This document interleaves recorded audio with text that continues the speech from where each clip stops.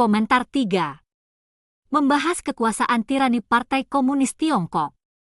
Saat membicarakan tentang tirani, orang Tiongkok akan selalu menghubungkannya dengan Qin Shi Huang, 259210 sebelum Masehi, kaisar pertama dari dinasti Qin, yang memerintah dengan tangan besi, membakar buku-buku filsafat dan mengubur hidup-hidup murid-murid Konghucu.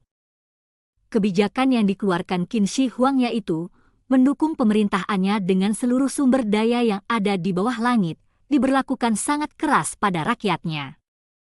Kebijakan ini mempunyai 4 aspek utama yaitu membebankan pajak tinggi, memeras tenaga rakyat untuk proyek yang mengagungkan dirinya, memberlakukan hukuman yang kejam, dan menguasai pikiran rakyat dengan memblokade segala bentuk kebebasan berpikir dan berekspresi, membakar buku-buku dan bahkan mengubur hidup-hidup para intelektual.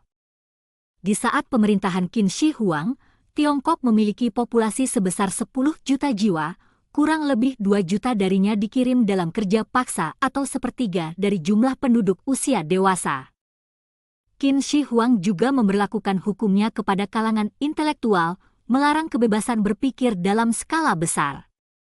Selama masa pemerintahannya, ribuan murid Konghucu dan pejabat yang mengkritik pemerintahannya mati dibunuh. Dibandingkan dengan kekejaman tirani dinasti Qin, kekerasan dan kekejaman yang dilakukan Partai Komunis Tiongkok, PKT, bahkan melebihi beberapa kali lipat. Seperti diketahui umum, filosofi PKT menganut filosofi kontradiksi. Kekuasaan komunis dibangun dari serangkaian konflik antar tingkat, konflik dalam jalur politik, konflik antar intelektual terhadap berbagai kalangan dalam dan luar partai. Mao Zedong sendiri pernah berterus terang, apa yang Qin Shi Huang perbuat bukanlah sesuatu yang besar. Dia telah mengubur hidup-hidup 460 intelektual, sedangkan kita telah mengubur 46,000 intelektual. Orang memaki kita diktator adalah Qin Shi Huang. Kita mengakuinya karena itu sebuah kenyataan. Sayangnya, yang kalian ceritakan masih tidak cukup. Jadi perlu kami tambahkan. 2. Mari kita melihat kesengsaraan yang dialami Tiongkok selama 55 tahun di bawah kekuasaan PKT. Bagaimana setelah PKT merebut kekuasaan, bagaimana mereka menggunakan instansi pemerintah berdasarkan teori konflik antar kelas sosial untuk menjalankan pemusnahan kelas sosial, dan memerintah dengan teror yang merupakan manifestasi dari filosofi revolusi dengan kekerasan. Membunuh orang, dan menumpas hati, digunakan untuk menindas segala kepercayaan di luar Partai Komunis. Berdasarkan filosofi kontradiksi antar kelas dan revolusi kekerasan, Partai Komunis berusaha menghapus orang-orang yang tidak sepaham dan menentang persamaan kelas sosial, menggunakan kekerasan dan taktik untuk memaksa seluruh rakyat Tiongkok menjadi abdi yang patuh terhadap peraturan tirani. Land reform, penghapusan kelas tuan tanah. Saat baru 3 bulan berkuasa, Partai Komunis langsung mengadakan land reform secara menyeluruh, dengan slogan, Tanah untuk Penggarap, telah membangkitkan sisi keserakahan para petani yang tidak memiliki sawah, mendorong mereka untuk merampas dengan kekerasan dan tanpa mempertimbangkan dampak moral yang diakibatkan oleh tindakan mereka, bahkan juga telah menghasut para petani yang tidak mempunyai lahan untuk menyerang para petani yang memiliki lahan pertanian. Kampanye ini telah menghapuskan secara tegas kelas tuan tanah, dimulai dari pengelompokan populasi penduduk pedesaan ke dalam perbedaan kategori sosial. Lebih dari 20 juta penduduk desa di seluruh Tiongkok dikategorikan sebagai tuan tanah, petani kaya, kaum pembangkang atau elemen buruk, telah menjadi kelas terendah dalam masyarakat Tiongkok. Orang-orang buangan ini mengalami diskriminasi, penghinaan dan kehilangan hak-hak sipil mereka. Seiring dengan meluasnya program land reform ini sampai ke daerah terpencil dan ke pedesaan suku minoritas, organisasi Partai Komunis juga menyebar dengan pesat. Komite partai beserta cabangnya tersebar di seluruh pelosok Tiongkok dan didirikan di tingkat pedesaan dan kota praja. Cabang-cabang lokal adalah perpanjangan mulut dari instruksi-instruksi Komite Pusat PKT dan juga sebagai garis depan pertentangan antar kelas, menghasut petani untuk melawan tuan tanah. Hampir 100.000 orang tuan tanah tewas selama gerakan ini. Di beberapa daerah tertentu, PKT dan petani membunuh tuan tanah beserta seluruh keluarganya tanpa memperdulikan gender atau usia, sebagai jalan untuk memusnahkan secara total kelas tuan tanah. Pada masa itu, PKT mulai mengeluarkan propaganda pertamanya yang mendeklarasikan pemimpin Mao adalah penolong rakyat dan hanya PKT yang bisa menyelamatkan Tiongkok. Selama masa reformasi ini, para petani yang tidak mempunyai lahan mendapatkan apa yang mereka inginkan dengan sedikit usaha. Para petani miskin memuji PKT yang telah merubah hidup mereka dan menerima propaganda PKT. Begitulah cara mereka mengambil hati rakyat. Bagi para pemilik baru lahan pertanian, hari-hari keberuntungan, tanah untuk penggarap tidak bertahan lama. Dalam jangka 2 tahun, PKT mulai mengadakan serentetan gerakan yang dipaksakan di kalangan petani seperti membentuk kelompok-kelompok kolektif, komunitas tingkat dasar, komunitas tingkat tinggi, dan perkumpulan rakyat. Dengan menggunakan kritikan, wanita berkaki kecil, ditujukan kepada siapa yang lamban langkahnya, PKT mulai menyetir dan menekan, tahun berganti tahun, para petani dihancurkan ke dalam sistem sosialis. Menggunakan satu wadah bagi pembelian dan penjualan beras, kapas dan minyak goreng di seluruh negeri, hasil-hasil pertanian utama dilarang masuk ke pasar perdagangan. Sebagai tambahan, PKT mendirikan sebuah tempat sistem registrasi, tidak mengizinkan para petani pergi ke kota untuk tinggal atau bekerja. Orang yang mempunyai kartu penduduk desa tidak diperbolehkan membeli beras di toko beras negara, dan anak-anak mereka dilarang menerima pendidikan di kota. Anak petani hanya diperbolehkan menjadi petani, merubah 360 juta penduduk desa menjadi warga negara kelas 2 di awal tahun 1950-an. Permulaan tahun 1978, dicanangkan periode, biarkan sebagian orang mulai hidup makmur, tetapi hanya pada 5 tahun pertama setelah berpindah dari sistem kolektivisme ke sistem rumah tangga kontrak, pendapatan petani mengalami sedikit kenaikan dan status sosial mereka sedikit lebih baik. Namun, keuntungan kecil ini segera hilang bersamaan maraknya korupsi oleh aparat pedesaan dan akibat dari ketidakseimbangan antar komoditi hasil pertanian dan industri. Sebagai hasilnya, 900 juta petani saat ini sekali lagi terpuruk dalam kemiskinan yang memprihatinkan di saat seluruh penduduk Tiongkok memperoleh peningkatan standar hidup yang lebih baik melalui pembaruan ekonomi nasional. Ketimpangan penghasilan antara penduduk kota dengan desa meningkat drastis dan terus melebar. Tuan-tuan tanah baru dan petani kaya bermunculan untuk menggantikan mereka yang telah dimusnahkan oleh propaganda land reform. Menurut data yang diberikan kantor berita Xinhua, alat propaganda pemerintah, mengindikasikan bahwa sejak tahun 1997, pendapatan petani di daerah produksi beras utama dan banyak rumah tangga di pedesaan tetap dan bahkan di beberapa tempat mengalami penurunan. Perbandingan rasio pendapatan penduduk kota dengan desa mengalami kenaikan dari 1,8 dibanding 1 di pertengahan 1980-an menjadi 3,1 dibanding 1 pada saat sekarang ini. 2. Pembaharuan dalam bidang industri dan perdagangan menghapus kelas kapitalis. Kelas kapitalis yaitu kelompok orang yang menguasai modal yang berada di kota-kota besar dan kecil, juga tidak luput menghadapi kehancuran selama pemerintahan PKT. Ketika mereformasi industri dan perdagangan, PKT mengatakan bahwa kelas kapitalis dan kelas pekerja pada dasarnya tidak sama. Yang satu adalah kelas pemeras, satunya lagi adalah kelas non-pemeras atau buruh. Berdasarkan logika ini, kelas kapitalis memang dilahirkan untuk memeras dan tidak akan bisa berhenti sampai mereka dibinasakan, hanya bisa dibinasakan, tidak bisa direformasi. Atas dasar pemahaman ini, PKT menggunakan cara membunuh dan mencuci otak untuk mengubah kaum kapitalis dan pedagang. Kaum kapitalis akan mujur jika mereka sejalan dengan pemerintah, tetapi akan binasa jika mereka menolaknya. Jika kamu menyerahkan semua aset kepada negara dan mendukung PKT, maka akan dianggap sebagai masalah kecil dalam masyarakat. Akan tetapi jika sebaliknya, kamu tidak setuju atau tidak terima dengan kebijakan PKT, kamu akan dianggap sebagai pemberontak dan menjadi target kediktatoran PKT. Teror yang dilakukan pemerintah selama reformasi ini membuat kaum kapitalis dan pedagang menyerahkan seluruh asetnya. Banyak di antara mereka tidak tahan menghadapi kenyataan ini dan melakukan bunuh diri.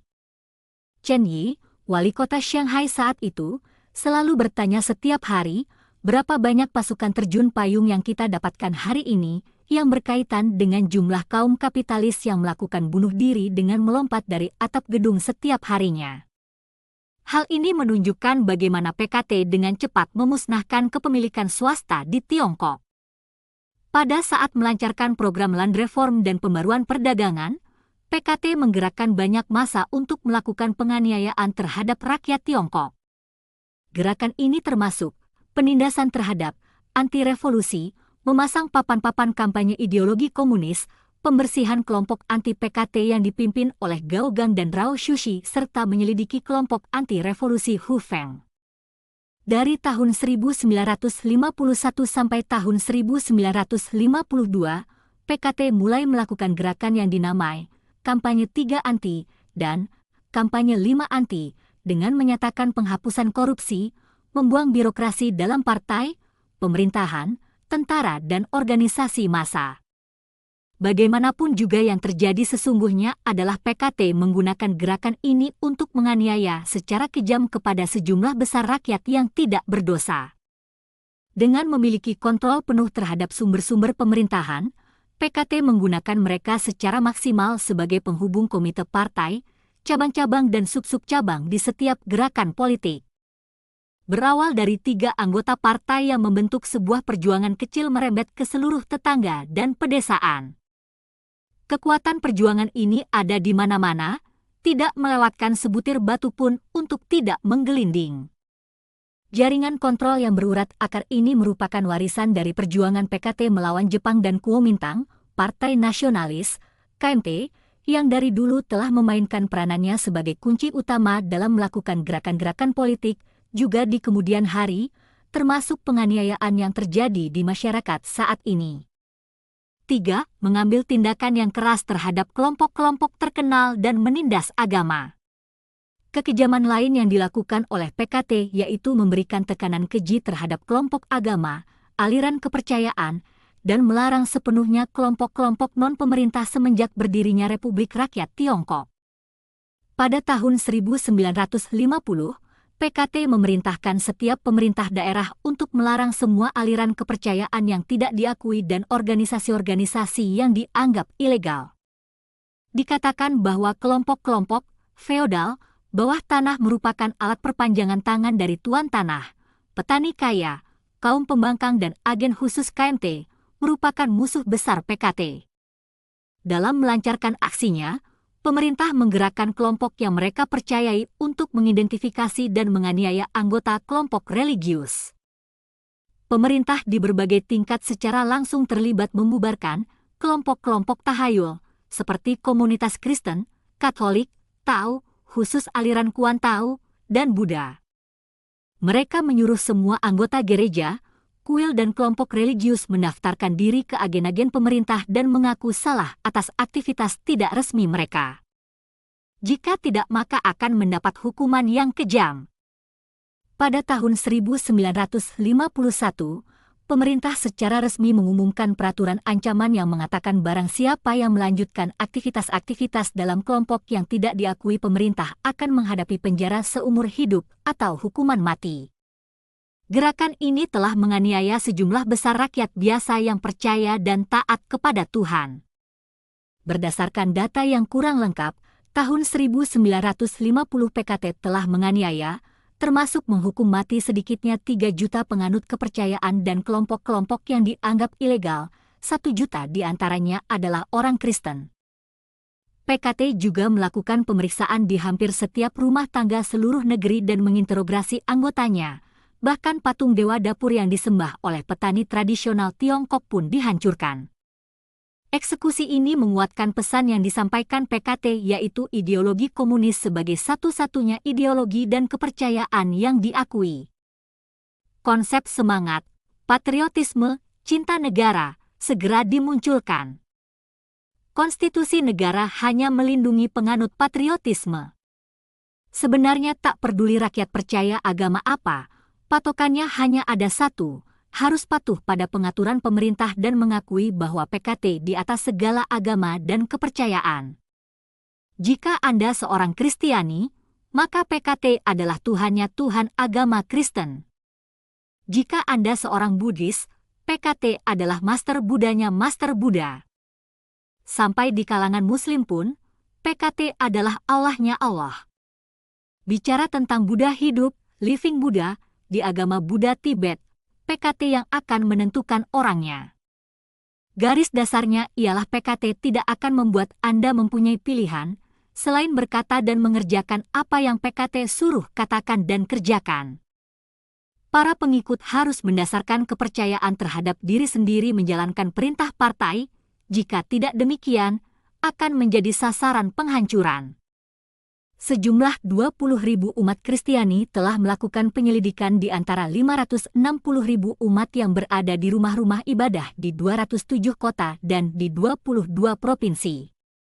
Hasilnya ditemukan bahwa di antara 130.000 jemaat gereja berada dalam pengawasan negara.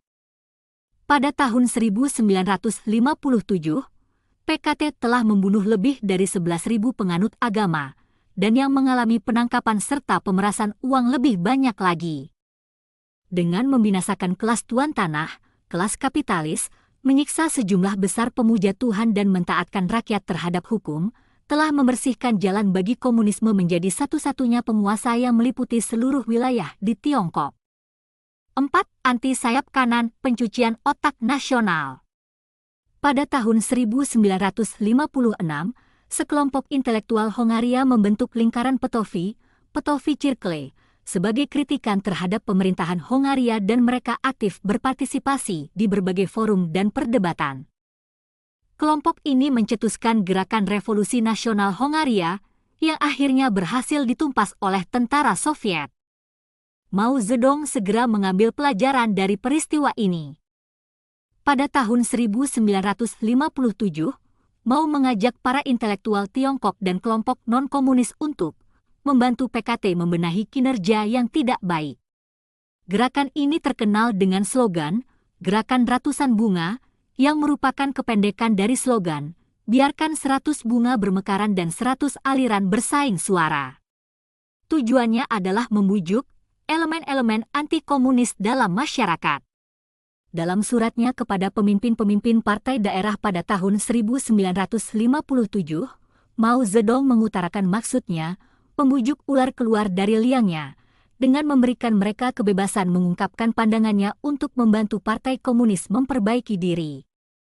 Slogan-slogan yang ada saat itu sangat mendorong masyarakat untuk berbicara terbuka dan berjanji tidak akan ada pembalasan dendam. Partai Komunis tidak akan memotong kuncir rambut, tidak akan memukul dengan tongkat, tidak akan memberikan cap predikat negatif dan tidak akan pernah membuat perhitungan setelahnya. Namun pada akhirnya PKT melancarkan gerakan anti sayap kanan, menyatakan 540.000 orang yang berani berbicara terbuka sebagai sayap kanan.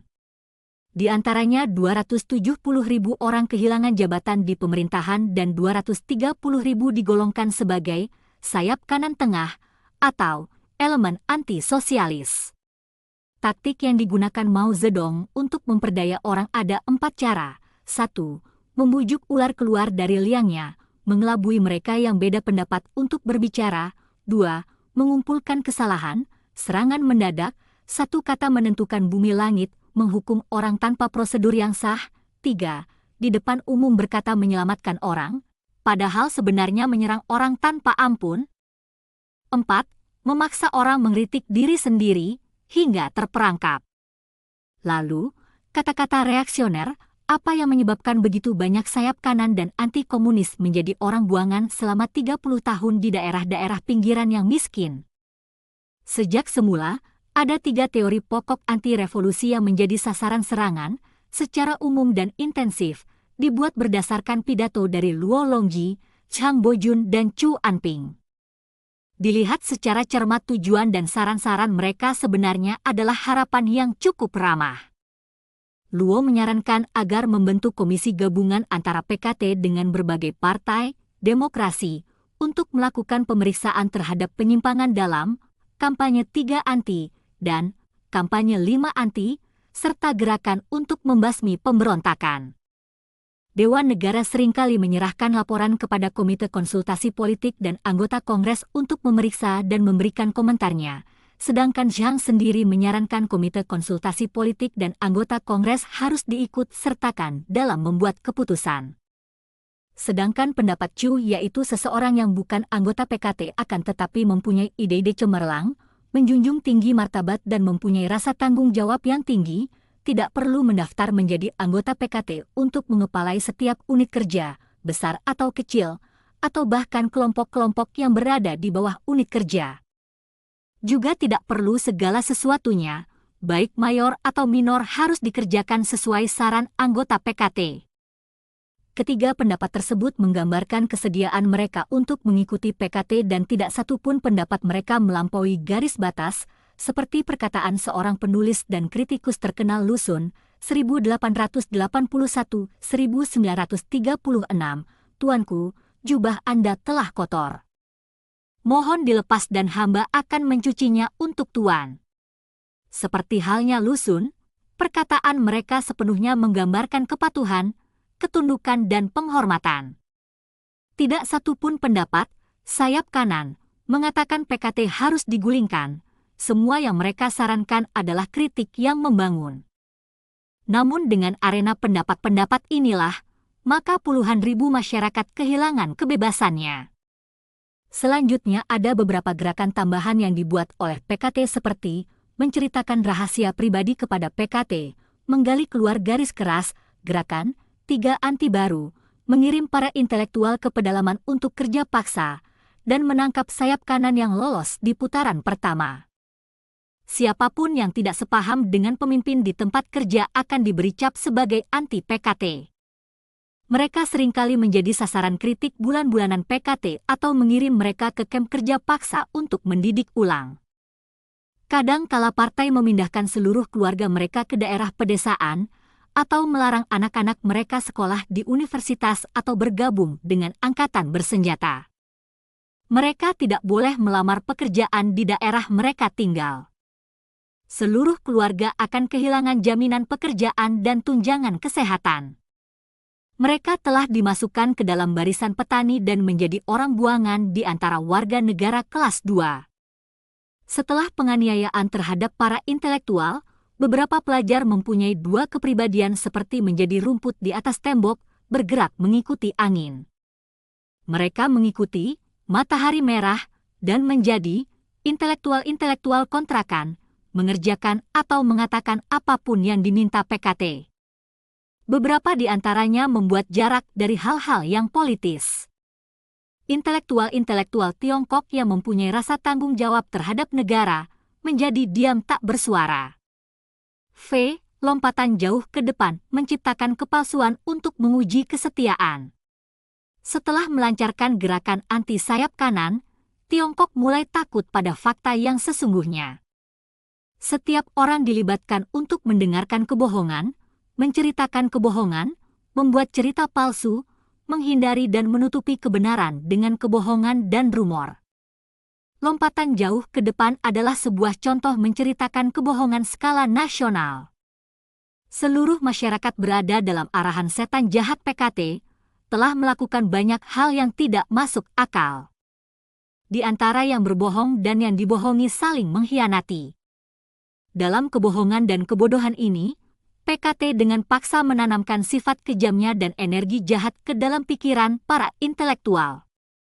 Pada saat itu, banyak orang menyanyikan lagu yang mempropagandakan lompatan jauh ke depan, "Saya adalah Raja Langit, saya adalah Raja Naga, saya dapat memindahkan gunung dan sungai, saya telah datang." Kebijakan seperti menaikkan produksi beras melampaui 75.000 kg per hektar, melipat gandakan produksi baja, dan melampaui Inggris 10 tahun dan Amerika 15 tahun, digembar-gemborkan setiap tahunnya. Hingga bencana kelaparan besar melanda Tiongkok, yang mati kelaparan berserakan di mana-mana, rakyat hidup dalam kesusahan hebat. Selama pertemuan Lushan pada tahun 1959, Seluruh peserta merasa pendapat Jenderal Peng Dehuai adalah benar dan lompatan jauh ke depan yang diprakarsai Mao Zedong adalah tidak masuk akal. Namun bagaimanapun juga tidak ada seorang pun berani berbicara. Keputusan untuk mendukung rencana Mao atau tidak membuat garis bawah antara menjadi seorang yang setia atau pengkhianat, dengan kata lain, garis antara hidup dan mati.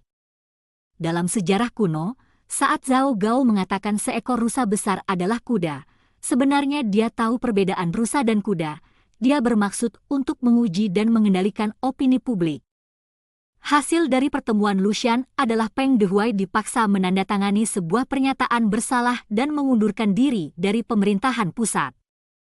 Sama halnya saat tahun-tahun terakhir revolusi kebudayaan, Deng Xiaoping dipaksa untuk memberikan jaminan bahwa dia tidak akan menyerang ataupun melawan keputusan pemerintah untuk menggeser dia dari kedudukannya. Biasanya orang mengambil pelajaran dari pengalaman masa lalu. Namun PKT mensensor media, tidak mengizinkan orang untuk mengambil pelajaran dari kesalahan-kesalahan pemerintah Tiongkok. Hal ini mempengaruhi cara berpikir rakyat, menghilangkan kemampuannya untuk berpikir kritis.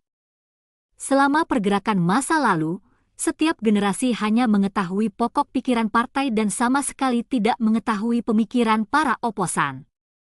Sebagai hasilnya, banyak gerakan baru yang dihasilkan dengan berdasarkan pengetahuan sejarah masa lalu yang amat terbatas. PKT sampai saat ini mengandalkan badan sensor untuk tetap membodohi masyarakat agar tetap membawa paham kekerasan. 6. Revolusi kebudayaan memutarbalikkan dunia. Tak seorang pun dapat membahas tentang setan jahat PKT tanpa menyebut revolusi kebudayaan. Pada tahun 1966, sebuah gelombang baru kekerasan terjadi di Tiongkok. Teror pengawal merah meliputi setiap sudut negara. Penulis Qin Mu menggambarkan revolusi kebudayaan sebagai benar-benar sebuah musibah yang tiada taranya.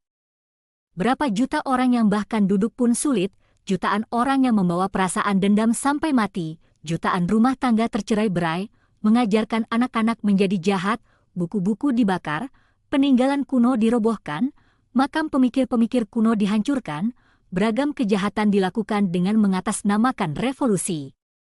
Menurut hitungan konservatif para ahli, jumlah orang yang meninggal secara tidak wajar selama revolusi kebudayaan mencapai jumlah 7,73 juta jiwa.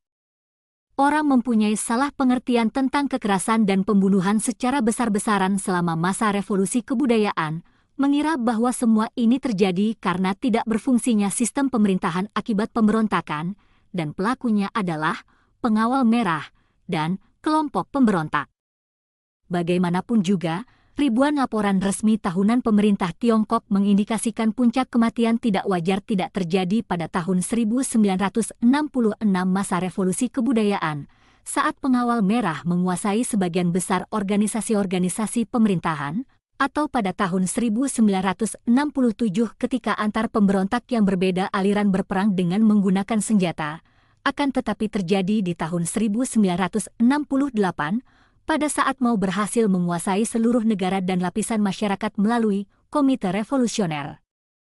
Pembunuhnya kebanyakan adalah petugas administratif angkatan dan tentara, pasukan militan dan anggota PKT di berbagai tingkat pemerintah. Contoh-contoh di bawah menggambarkan kekejaman yang terjadi selama revolusi kebudayaan bukanlah merupakan perbuatan pengawal merah ataupun kelompok pemberontak, melainkan suatu kebijakan yang diputuskan oleh PKT dan pemerintah Tiongkok.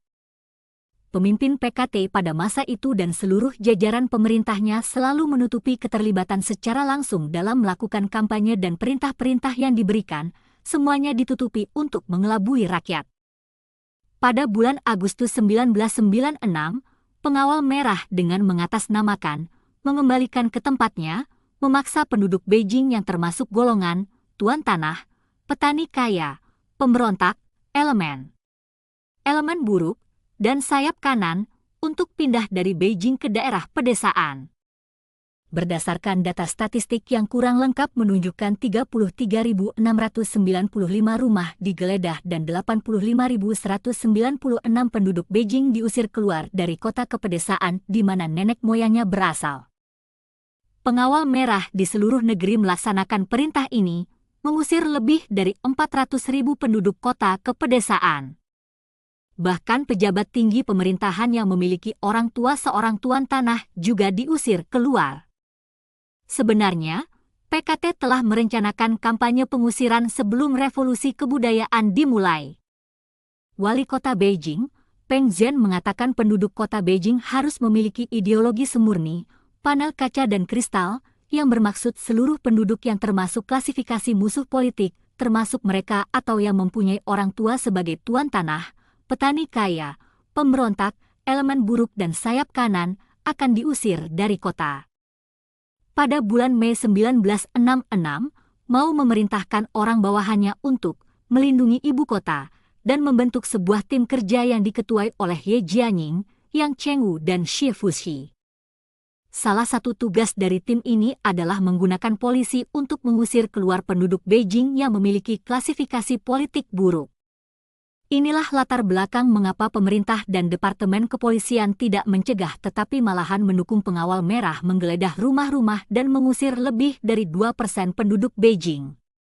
Menteri Keamanan Umum, Xie Fushi, meminta polisi tidak mencegah pengawal merah melakukan aksinya, sebaliknya malahan diminta memberikan saran dan informasi kepada mereka. Pengawal merah dengan mudah diperalat oleh partai untuk mengerjakan rencana yang sudah dibuat. Pada akhir tahun 1966, pengawal merah ini dicampakkan oleh PKT. Sebagian besar anggotanya dicap sebagai kontrarevolusioner dan dipenjarakan, sebagian lagi bersama rombongan yang disebut sebagai intelektual muda, dikirim ke pedesaan untuk mengikuti program kerja dan merubah pola pikiran. Organisasi pengawal merah wilayah Kota Barat yang bertanggung jawab terhadap operasi pengusiran penduduk didirikan di bawah curahan perhatian pribadi pemimpin PKT. Perintah yang diberikan adalah ditinjau dan dikeluarkan oleh Sekretaris Dewan Negara saat itu. Sejalan dengan pembersihan penduduk Beijing yang diklasifikasikan sebagai musuh politik ke daerah pedesaan, mereka menemukan meningkatnya penganiayaan yang ada di pedesaan. Pada tanggal 26 Agustus 1966, sebuah perintah dari Xie Fushi turun ke kantor polisi Daxing. Xie memerintahkan polisi untuk membantu pengawal merah dengan memberi informasi dan saran dalam menggeledah rumah-rumah yang penghuninya dikategorikan dalam 5 kelas hitam: tuan tanah, kaya, anti, jahat, kanan. Pembunuhan Daxing dilakukan di bawah petunjuk langsung dari Departemen Kepolisian. Organisatornya adalah Direktur dan Sekretaris Partai Departemen Kepolisian, dan pembunuhnya kebanyakan kalangan militan yang bahkan tidak menyisakan anak-anak. Banyak di antaranya diterima bergabung dalam PKT atas perilaku baiknya selama pembunuhan massal. Menurut data statistik untuk Provinsi Guangxi, sekitar 50.000 anggota PKT terlibat dalam pembunuhan massal. Lebih dari 9.000 di antaranya diterima bergabung dengan partai dalam jangka waktu singkat setelah membunuh seseorang. Lebih dari 20.000 orang yang melakukan pembunuhan setelah diterima bergabung dengan partai, dan lebih dari 19.000 anggota partai lainnya berhubungan dengan pembunuhan. Selama masa revolusi kebudayaan, teori kelas juga dilakukan untuk menyerang orang. Orang jahat selayaknya dipukul orang baik. Merupakan kehormatan bagi orang jahat untuk memukul orang baik. Adalah kesalahpahaman jika seorang yang baik memukul orang baik lainnya. Demikian kata-kata yang diucapkan oleh Mao saat itu, menyebar luas pada saat mencetusnya pemberontakan. Tindak kekerasan terhadap musuh-musuh kelas adalah pantas dirasakan, mereka, hasilnya adalah kekerasan dan pembunuhan massal yang merajalela. Dari tanggal 13 Agustus sampai 7 Oktober 1967, pasukan militan di daerah Dao Provinsi Hunan melakukan pembunuhan massal terhadap anggota organisasi Angin dan Petir Xinjiang dan 5 kelas hitam. Pembunuhan ini berlangsung selama 66 hari, lebih dari 4.519 orang terbunuh, meliputi 2.778 rumah tangga yang termasuk 468 divisi dari 36 komunitas masyarakat yang berada di 10 distrik. Total seluruhnya adalah 9.093 orang dibunuh di daerah tersebut, di mana 38% termasuk 5 kelas hitam, dan 44% adalah anak-anak 5 kelas hitam. Dan usia korban yang paling tua 78 tahun dan yang paling muda berusia 10 hari. Ini hanyalah salah satu kasus yang terjadi di area yang kecil selama masa revolusi kebudayaan. Di Mongolia Dalam, setelah pembentukan Komite Revolusioner pada awal tahun 1968, sebuah gerakan penghapusan kelas yang melawan orang dalam partai telah membunuh lebih dari 350.000 orang. Pada tahun 1968, puluhan ribu orang di Provinsi Guangxi berpartisipasi dalam pembunuhan massal terhadap organisasi 22 April dengan korban 110.000 jiwa. Dalam kasus ini menunjukkan tindakan utama dari pembunuhan selama masa revolusi kebudayaan adalah seluruhnya di bawah pengendalian langsung dan instruksi dari pemimpin PKT yang menggunakan dan memperbolehkan kekerasan untuk menganiaya dan membunuh warga negara. Jika selama land reform, PKT memperalat para petani untuk menggulingkan tuan tanah untuk mendapatkan lahan, pada masa pembaruan industri dan perdagangan, PKT memperalat kelas pekerja untuk menggulingkan kelompok pemilik modal untuk merebut seluruh asetnya, dan selama gerakan anti sayap kanan telah memusnahkan seluruh intelektual-intelektual yang memiliki pandangan oposisi, dan kemudian jenis perkelahian antar rakyat yang terjadi di masa revolusi kebudayaan ini menunjukkan bahwa orang tidak bisa menyandarkan nasibnya pada suatu kelas. Bahkan seandainya Anda berasal dari kelas buruh atau seorang petani penggarap lahan yang dipakai oleh partai, jika pandangan Anda berbeda dari partai, berarti hidup Anda berada dalam bahaya. Jadi pada akhirnya, untuk siapakah semuanya ini? Tujuannya adalah menjadikan komunisme sebagai satu-satunya kekuatan yang meliputi keseluruhan, mengontrol penuh atas seluruh wilayah, tidak hanya tubuh akan tetapi juga pikiran. Revolusi kebudayaan memaksa pemujaan sepenuhnya terhadap PKT dan Mao Zedong. Teori Mao digunakan untuk mendominasi segala bidang dan pandangan satu orang harus ditanamkan di setiap pikiran puluhan juta orang. Yang unik dari revolusi kebudayaan yaitu dengan sengaja tidak menjelaskan apa yang tidak boleh dikerjakan, malah menegaskan apa yang dapat dikerjakan dan bagaimana mengerjakannya. Segala sesuatu di luar batasan ini tidak boleh dilakukan atau bahkan dipertimbangkan pun tidak boleh. Selama masa revolusi kebudayaan, setiap penduduk melakukan hal-hal ritual seperti menanyakan perintah-perintah di pagi hari dan membuat laporan pada malam hari. Setiap hari mengirim salam hormat kepada pemimpin Mao beberapa kali, mendoakannya berumur panjang. Hampir setiap orang terpelajar pernah menulis pernyataan mengkritik diri sendiri. Pernyataan Mao seperti berperang dengan buas melawan setiap pikiran egois dan melaksanakan perintah meskipun paham atau tidak memahaminya. Paham setelah proses pelaksanaan berlangsung, seringkali diulang-ulang. Hanya ada satu Tuhan, Mao, yang boleh disembah, hanya ada satu kitab, ajaran Mao, yang boleh dipelajari. Segera setelah itu timbul keadaan di mana orang tidak dapat membeli makanan di kantin jika mereka tidak mengutip perkataan Mao atau memberi salam pada Mao. Ketika berbelanja, mengendarai bus, atau bahkan menelepon seseorang harus mengutip salah satu perkataan Mao, meski tidak ada kaitannya. Dalam melakukan hal ini, rakyat menjadi fanatik atau sinis, dan setiap orang sudah di bawah kontrol setan jahat komunis.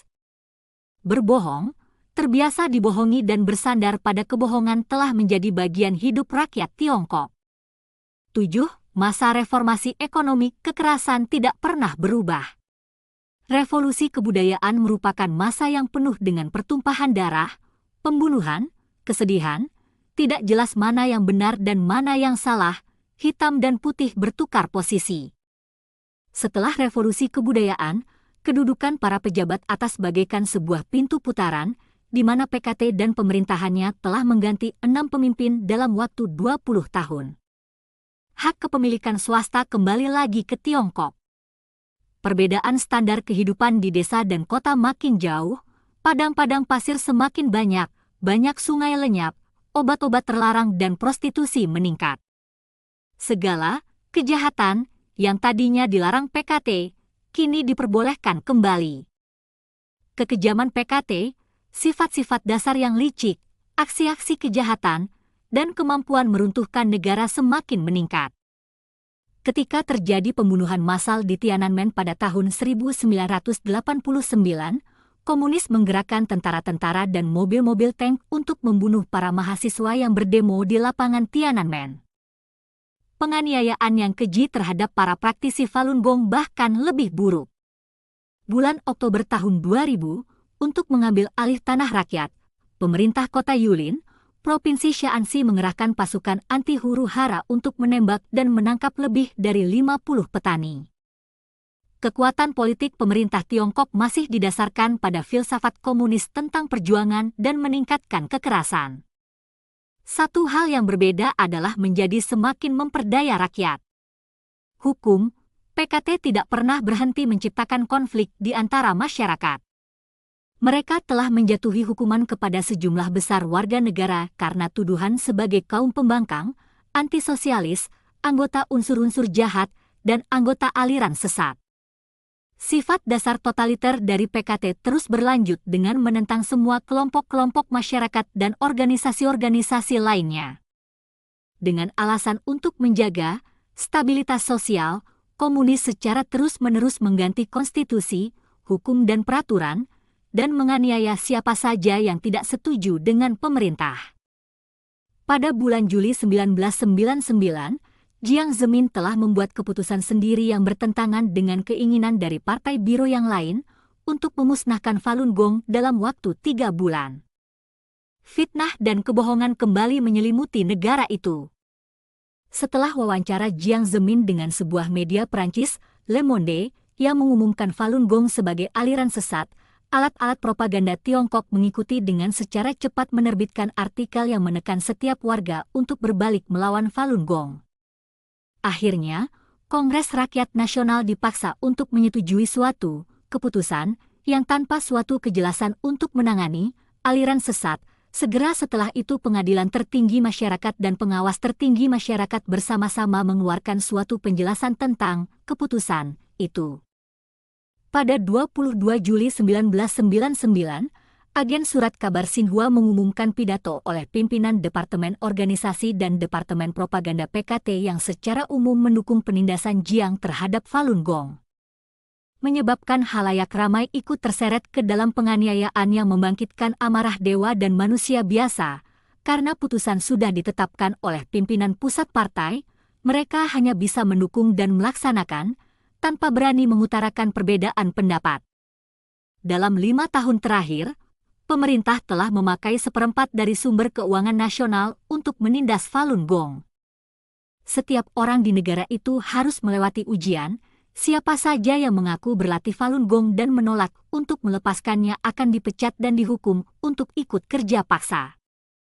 Para praktisi Falun Gong sama sekali tidak melanggar hukum, juga tidak mengkhianati negara menentang pemerintah, hanya karena mereka percaya pada sejati, baik, sabar, akhirnya puluhan ribu orang dipenjara.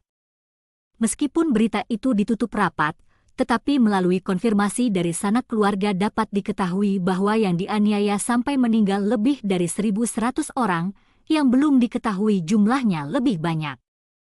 Informasi, pada tanggal 15 Oktober 2004, surat kabar Wenwei di Hong Kong memberitakan bahwa satelit Tiongkok ke-20 telah jatuh ke bumi, telah menghancurkan rumah dari Huo Jiu di Desa Penglai, Provinsi Sichuan, Kabupaten Dain.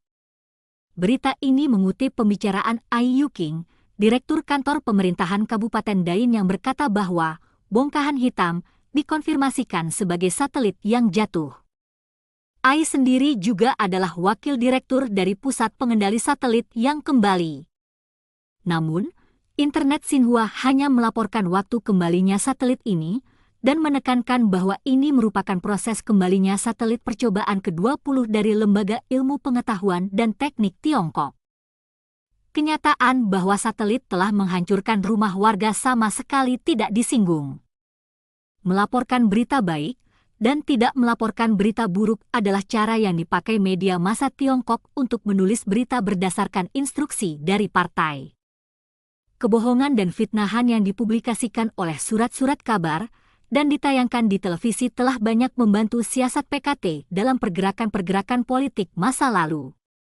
Di bawah perintah partai, semua media massa dalam negeri harus melaporkan apapun yang partai minta untuk dilaporkan. Bila partai ingin memulai suatu gerakan anti sayap kanan, maka seluruh media dalam negeri akan melaporkan kejahatan-kejahatan sayap kanan. Ketika partai ingin membentuk suatu komunitas masyarakat, seluruh negara akan memuji kebaikan dari komunitas tersebut. Selama 1 bulan pertama penganiayaan terhadap Falun Gong, seluruh media dikerahkan untuk menghujat Falun Gong secara berulang-ulang selama jam-jam utama dengan tujuan mencuci otak masyarakat. Sejak saat itu, Jiang menggunakan seluruh media massa untuk membuat dan menyebarkan secara berulang kebohongan dan hujatan terhadap Falun Gong. Suatu upaya untuk membangkitkan kebencian nasional terhadap Falun Gong dengan menyiarkan berita-berita palsu tentang peristiwa pembunuhan dan bunuh diri oleh praktisi Falun Gong. Penyiaran insiden bakar diri di lapangan Tiananmen mendapat kritikan dari Komisi Pembangunan Pendidikan Internasional PBB di Jenewa sebagai sandiwara yang disutradarai pemerintah untuk menipu masyarakat. Dalam kurun waktu 5 tahun terakhir ini, tidak ada surat kabar atau stasiun TV di Tiongkok yang menyiarkan suatu berita yang benar terhadap Falun Gong. Masyarakat Tiongkok terbiasa oleh laporan berita-berita palsu. Seorang reporter dari surat kabar Xinhua pernah berkata, "Bagaimana Anda bisa mempercayai laporan dari Xinhua?" Masyarakat bahkan beranggapan bahwa Xinhua adalah anjing milik komunis. Ada sebuah lagu rakyat. Itu adalah anjing yang dipelihara oleh partai, menjaga pintu partai. Ia akan menggigit setiap orang yang ingin digigit oleh partai, dan menggigit seberapa banyak sesuai yang dikehendaki oleh partai. Pendidikan, di Tiongkok, pendidikan menjadi sarana lain yang dimanfaatkan untuk menguasai masyarakat. Tujuan sebenarnya dari pendidikan adalah untuk membina para cendekiawan yang memiliki pengetahuan dan pendapat yang benar. Pengetahuan mengacu pada pemahaman informasi, materi dan kejadian-kejadian sejarah. Pendapat adalah menunjuk pada proses penelitian dan kemampuan untuk menganalisis dan menyusun kembali pengetahuan ini dalam proses perkembangan spiritual. Mereka yang memiliki pengetahuan tanpa didukung pendapat adalah kutu buku. Dalam sejarah Tiongkok, para cendekiawan dengan pendapat yang benar selalu dipandang sebagai suara hati masyarakat. Tetapi di bawah pengawasan komunis, banyak sekali ditemukan cendekiawan Tiongkok yang berpengetahuan tapi tanpa memiliki pendapat atau berpengetahuan namun tidak berani mengemukakan pendapat mereka sendiri. Pendidikan di sekolah difokuskan pada pengajaran kepada siswa untuk tidak melakukan hal-hal yang tidak diperbolehkan oleh partai. Dalam tahun-tahun terakhir ini, sekolah-sekolah mulai mengajarkan tentang politik dan sejarah komunis Tiongkok dengan penyeragaman buku pelajaran. Para pengajar tidak mempercayai isi materi, namun demikian mereka harus mengajarkannya di luar kehendak mereka sendiri. Para murid tidak mempercayai buku maupun guru mereka, namun mereka harus menghafalnya untuk dapat lulus ujian. Akhir-akhir ini, pertanyaan-pertanyaan tentang Falun Gong juga muncul dalam soal-soal untuk ujian masuk ke SMU dan perguruan tinggi. Siswa yang tidak mengetahui dengan tepat jawabannya tidak akan mendapat nilai tinggi untuk dapat masuk ke perguruan tinggi atau SMU yang baik. Bila si anak mengatakan jawaban yang sesuai kenyataan, maka ia akan langsung dikeluarkan dari sekolah dan kehilangan haknya untuk memperoleh pendidikan. Dalam lingkup pendidikan negeri, oleh karena pengaruh surat kabar dan dokumen, banyak sekali pepatah-pepatah ternama misalnya, kita memeluk apa yang ditolak oleh musuh, dan menolak apa yang dipeluk musuh, di mana hal ini dianggap sebagai kebenaran. Pengaruh jeleknya telah menyebar, hal ini telah meracuni hati manusia, kebajikan tersisihkan, dan menghancurkan kehidupan dalam keharmonisan dan kedamaian. Pada tahun 2004, Pusat Informasi Tiongkok menganalisis hasil sebuah survei yang dilakukan oleh China Sina.net dengan statistik yang menunjukkan bahwa 82,6% remaja Tiongkok setuju bahwa seseorang boleh-boleh saja berlaku kasar terhadap kaum wanita, anak-anak dan para tawanan semasa perang. Hasil ini sungguh mengejutkan. Tetapi hal ini merefleksikan pikiran masyarakat Tiongkok yang sudah terbentuk, khususnya pada kaum muda, yang telah kehilangan pengertian dasar tentang tuntunan kebajikan dan kemanusiaan. Pada tanggal 11 September 2004, seorang pria di kota Suzhou secara membabi buta telah menyerang 28 anak-anak dengan pisau. Seorang pria di Provinsi Shandong telah melukai 25 murid-murid sekolah dasar dengan pisau. Beberapa guru sekolah dasar telah memaksa murid-muridnya untuk membuat petasan dengan tangan untuk mencari dana bagi sekolah, yang berakibat suatu ledakan sehingga menimbulkan korban. Politik, pimpinan PKT telah sering menggunakan ancaman dan paksaan untuk memastikan pelaksanaan dari kebijakan mereka. Salah satu alat yang mereka pakai adalah slogan politik. Selama ini, banyaknya jumlah slogan yang ditempel dipakai oleh PKT sebagai penilaian terhadap seseorang atas kontribusi politik mereka. Selama revolusi kebudayaan, Beijing menjadi Laut Merah yang penuh dengan spanduk-spanduk sepanjang malam. Spanduk bertuliskan, pemimpin partai yang mengambil jalan kapitalisme akan dirobohkan, ada di mana-mana. Anehnya sampai di pedesaan, sudah disingkat menjadi runtuhkan penguasa. Akhir-akhir ini, untuk mempromosikan hukum perlindungan hutan, Biro Kehutanan dan pangkalan-pangkalannya serta kantor-kantor pengawas kehutanan secara ketat menginstruksikan agar sejumlah slogan dipasang. Bila jumlah yang sudah ditentukan tidak tercapai, maka akan dianggap tidak memenuhi tugas. Akibatnya, banyak kantor-kantor pemerintahan tingkat bawah banyak yang memasang slogan-slogan seperti siapapun yang membakar gunung akan dipenjarakan. Pada proyek pengaturan jumlah kelahiran yang paling baru, bahkan ada slogan yang lebih mengerikan, seperti, bila satu orang melanggar hukum, seluruh warga desa akan disterilkan. Lebih baik menambah satu kubur daripada menambah seorang bayi, atau, bila seorang pria tidak divasektomi seperti yang seharusnya dilakukan, maka kita akan merobohkan rumahnya. Bila seorang wanita tidak melaksanakan aborsi seperti yang seharusnya dilakukannya, maka kami akan menyita ternak dan sawahnya.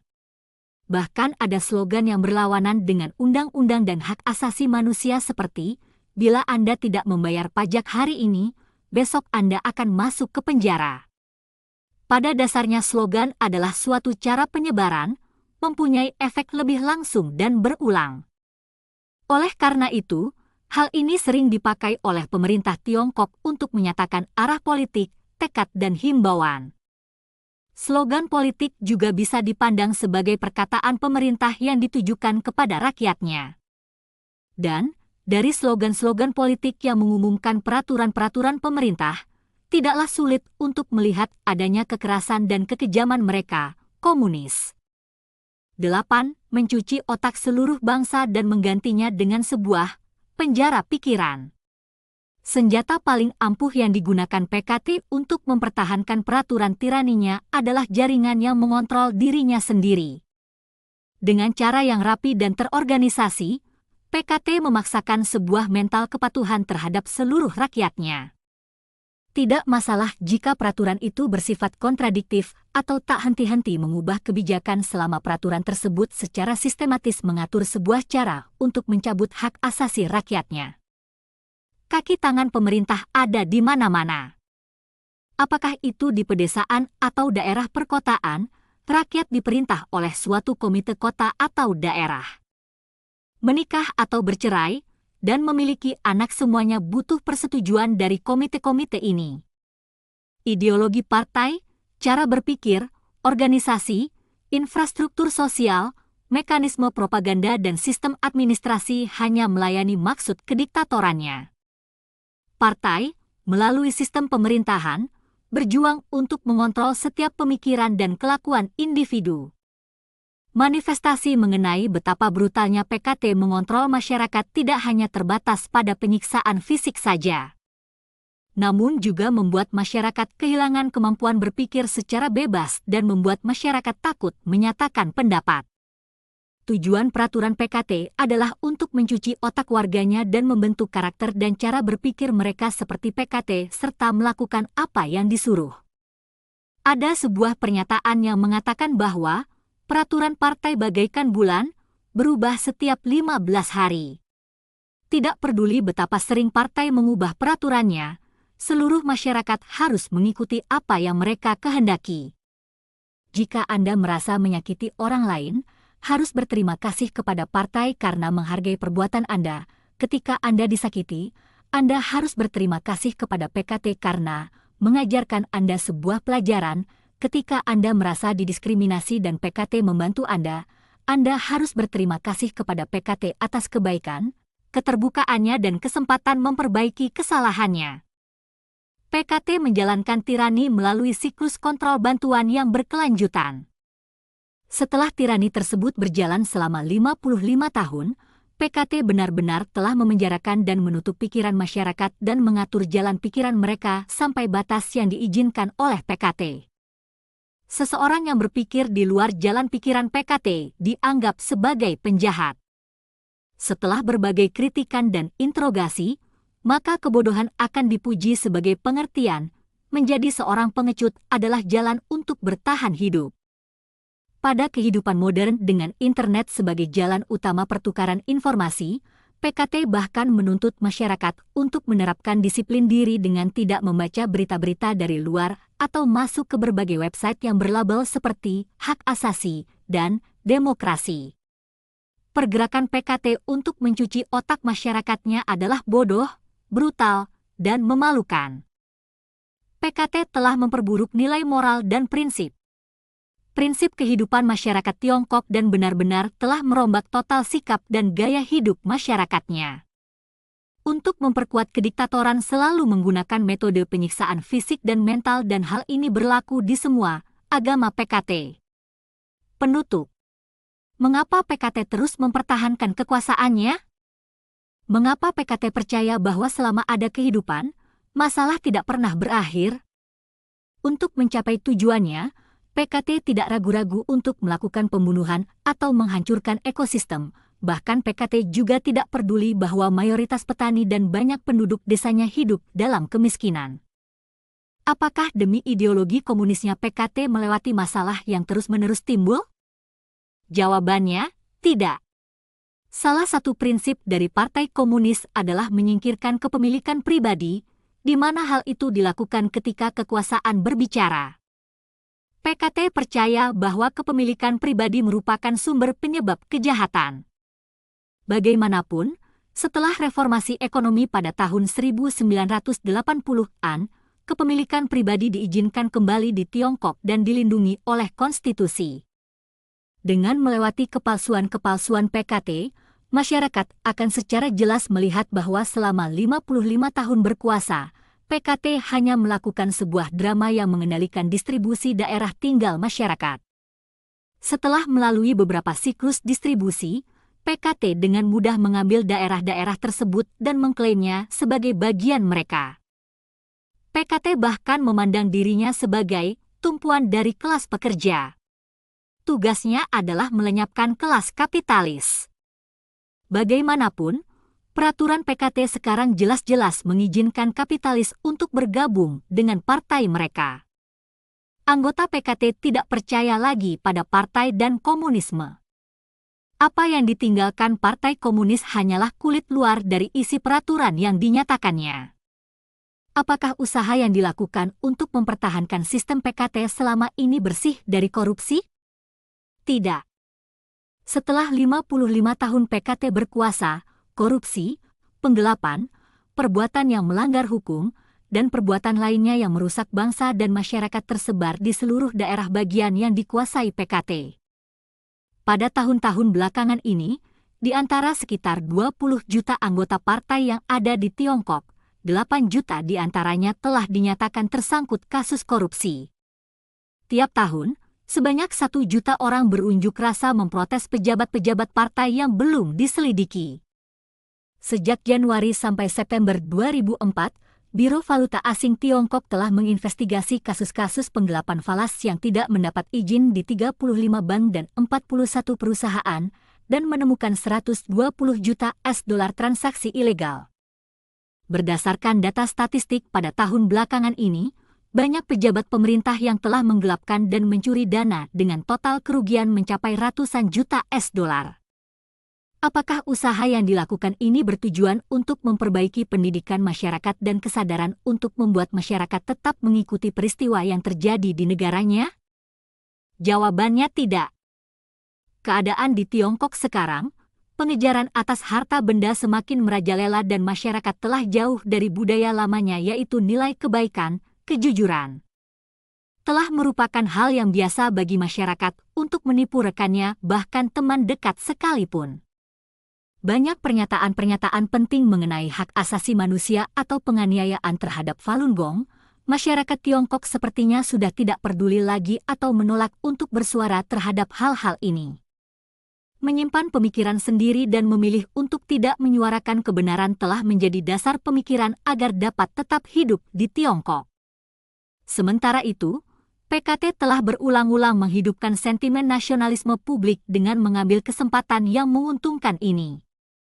Sebagai contoh, PKT dapat mengorganisir sekelompok orang untuk melemparkan batu di kedutaan Amerika dan membakar bendera Amerika. Masyarakat Tiongkok telah diperlakukan layaknya massa yang patuh atau gerombolan keras, namun tidak menjanjikan adanya hak asasi bagi penduduknya.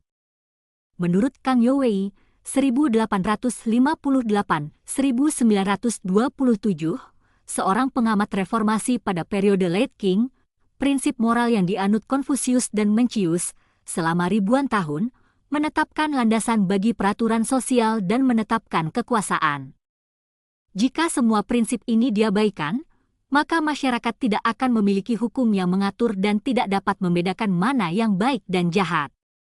Mereka akan kehilangan tujuan mereka, atau akan dihancurkan. Filosofi kontradiksi yang dianut oleh PKT ini adalah untuk menciptakan kekacauan besar yang berkelanjutan, yang mana ini akan membuat PKT semakin kuat dan menjadi satu-satunya partai yang berkuasa di Tiongkok, menggunakan ideologi partai untuk mengontrol masyarakat Tiongkok. Institusi pemerintahan, golongan militer, dan media berita semuanya merupakan alat yang digunakan PKT untuk mempertahankan kediktatorannya. PKT telah membawa penyakit yang tidak dapat disembuhkan di Tiongkok, dirinya sendiri sudah tidak dapat diselamatkan, dan keruntuhannya sudah tak terelakkan lagi. Sejumlah orang khawatir bahwa negara akan kacau apabila PKT runtuh.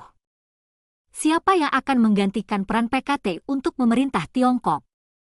Di dalam 5.000 tahun sejarah Tiongkok, kekuasaan PKT yang hanya 55 tahun saja bagaikan awan yang berlalu dengan cepat. Sayangnya, bagaimanapun, selama waktu yang singkat itu, PKT telah menghancurkan kepercayaan budaya lama Tiongkok dan nilai-nilainya, menghancurkan prinsip moral terdahulu dan struktur sosial, mengubah kepedulian dan cinta di antara manusia menjadi kritik dan kebencian, menggantikan penghormatan pada surga dan bumi menjadi kesombongan dengan prinsip manusia menaklukkan alam. Perusakan ini telah menghancurkan sistem tatanan sosial, moral dan ekologi, membuat Tiongkok dalam krisis yang parah. Dalam sejarah di Tiongkok, setiap pemimpin yang baik menunjukkan kepedulian, memelihara dan mendidik masyarakatnya yang juga merupakan tugas pemerintah. Manusia menginginkan kebaikan, dan peran pemerintah adalah menghasilkan manusia yang baik ini.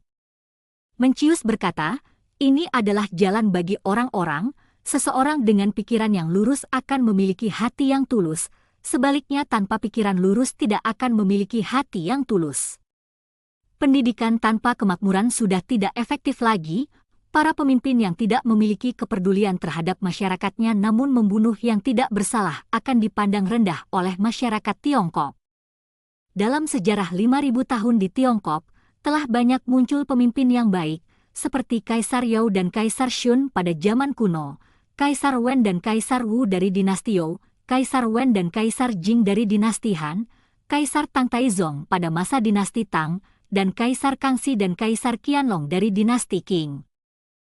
Kemakmuran yang dirasakan pada masa dinasti-dinasti tersebut merupakan hasil dari pemerintahan yang berprinsip pada Maha Tahu, mengikuti ajarannya, dan berjuang demi perdamaian dan keharmonisan. Karakteristik dari pemimpin jenis ini adalah memakai orang-orang yang bajik dan mampu memimpin rakyatnya, terbuka terhadap pendapat yang berbeda, menegakkan keadilan dan perdamaian, dan memberikan masyarakat apa yang memang haknya. Dengan cara ini, penduduk akan mematuhi hukum, mempertahankan suatu tradisi yang layak, hidup bahagia dan bekerja dengan efisien. Mengamati peristiwa dunia, kita seringkali bertanya siapa yang berperan dominan dalam menentukan apakah suatu negara akan makmur atau hancur, bahkan walau kita mengetahui bahwa jatuh bangunnya suatu bangsa mempunyai alasannya sendiri. Ketika PKT tidak lagi berkuasa, kita dapat memperkirakan bahwa perdamaian dan keharmonisan akan kembali ke Tiongkok. Masyarakat akan kembali menjadi baik, jujur, rendah hati dan toleran, dan negara akan kembali memperdulikan kebutuhan-kebutuhan masyarakat, dan seluruhnya akan hidup makmur.